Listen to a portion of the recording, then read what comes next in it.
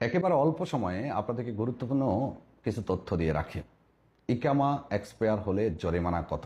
অনেক সময় অনেকেই আপনাদের সাথে চাল চতুরি করে বেশি টাকা হাতিয়ে নিতে চাইবে। ইকামার জরিমানা হলো প্রথমবার 500 রিয়াল, দ্বিতীয়বার 1000 রিয়াল। এখানেই অনেকে সুযোগটা নেয়। অনেকে বছর থেকে বছর হিসেব করে, প্রত্যেক বছরের জন্য জরিমানা আলাদা আলাদা করে হিসেব করে। বিষয়টি কিন্তু এমন না।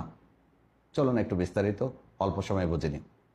ইকামা জরিমানার জন্য জাওজাতের যে নিয়ম সেটি হলো যে প্রথমবার যদি আপনার এক্সপায়ার হয় 500 রিয়াল, দ্বিতীয়বার যদি এক্সপায়ার হয় 1000 রিয়াল। এখন প্রথমবার এবং দ্বিতীয়বারটা কিভাবে হিসেব করবেন খেয়াল রাখবেন। এখানেই কিন্তু আপনাকে মার পেছে ফেলে দিবে কিছু চালাক মানুষ অতিরিক্ত টাকা হাতিয়ে নেওয়ার জন্য। প্রথমবার হলো, ধরুন আপনি 2022 সালে সৌদিতে আসছেন, উদাহরণস্বরূপ 23, 24, 25 আপনি ইকামা করেননি, 26-এ এসে আপনি ইকামা করতে যাচ্ছেন। যেহেতু আপনি 2022 সালে এসেছেন, মাঝে কিন্তু আপনি ইকামা করেননি, এই কারণে এটা হবে আপনার প্রথমবার।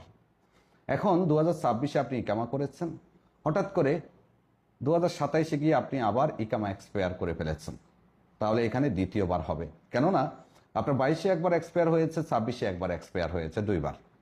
এরপর আপনি যতবারই ইকামা এক্সপায়ার করেন, যতবারই আপনার ইকামা এক্সপায়ার হবে 1000 রিয়ালই গুনতে হবে। যদি আরো সহজ করে বলি, প্রথমবার 500 রিয়াল, এটা হলো প্রথমবারের জন্য।